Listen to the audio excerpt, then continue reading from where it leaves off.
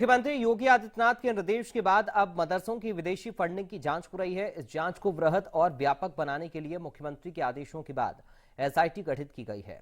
इस जांच में पैसे के दुरुपयोग समेत पैसे की जांच की आवाजाही और पैसे के ट्रैक की भी जांच की जाएगी कि कितने समय में कितना पैसा कहां से आया और किसने भेजा, और जिसने भेजा क्या वो भी मदरसे से जुड़ा हुआ है।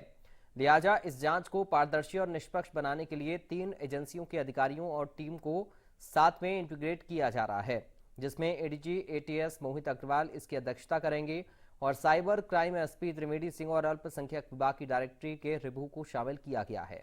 देश के खासतौर पर सीमावर्ती इलाकों में चल रहे 4000 से ज्यादा गैर मान्यता प्राप्त मदरसों की अब बारीकी से पड़ताल की जाएगी। और पिछले साल जो सर्वे मीडिया के जरिए से जानकारी मिली है कि प्रदेश में मदरसों की आय के स्रोत की जांच के लिए एसआईटी गठित की गई है। हम लोग मदरसों में जाते जरूर हैं और पिछले साल जो सर्वे हुआ उसमें यह मालूम पड़ा कि सभी लोगों ने आय के स्रोत को ज़कात या चंदा बताया। हो सकता है कि सरकार के पास गोपनीय तरीके से कुछ ऐसे इनपुट्स मिले हों जिसमें कुछ गलत गतिविधियाँ संचालित हो रही हों। ये लॉ एंड ऑर्डर का मामला है और ऐसे किसी मदरसे में इस तरह की काम हो रहे हों, अब गलत पैसे आ रहे हों, गलत काम हो रहे हों, उनसे देश विरोधी गतिविधियाँ संचालित हो रही हों, तो निश्चित रूप से कार्रवाई होनी चाहिए।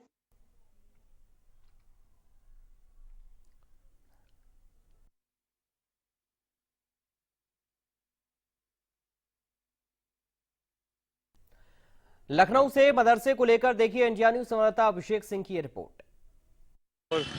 आतंकी साजिशों को अंजाम देने के लिए सबसे सॉफ्ट टारगेट हमेशा से फिदाइन इकट्ठा करने के लिए दीनी इदारे यानी मदरसे होते हैं। वहाँ के नौजवानों को वो आसानी से बरगला लेते हैं, दीन के नाम पर जिहाद छेड़ने की बातें समझाते हैं और ब्रेन वॉश कर अपने नापाक मंसूबों में शामिल कर लेते हैं। इसी के चलते उत्तर प्रदेश में मदरसों में हो रही इस तरह की फंडिंग की जांच पहले भी हो चुकी है।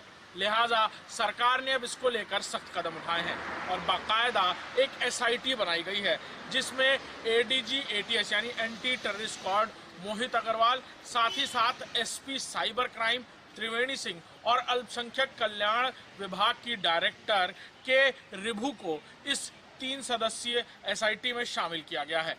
एसआईटी की जांच की दिशा एडीजी एटीएस तय करेंगे, साइबर क्राइम एक्सपर्ट्स तय करेंगे कि कैसे फंडिंग की जा रही है। और क्योंकि इस बात का शक और शुबा साफ तौर पर है, क्योंकि इस तरह की जांचें बीते सालों में भी कराई गई और कई सारे मदरसों में जो फंडिंग थी उसको लेकर कई बड़े बड़े सवाल खड़े हुए थे, जिसको लेकर सरकार ने कई जगह पर मदरसों के खिलाफ एक जांच शुरू की थी और जिस जांच के जवाब अभी तक कई जगह से सामने नहीं आ पाए।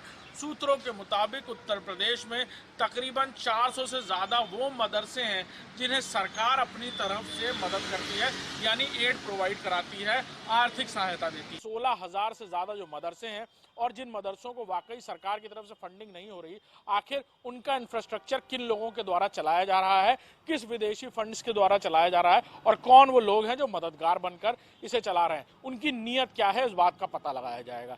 कैमरामैन अरशद के साथ अभिषेक सिंह, इंडिया न्यूज।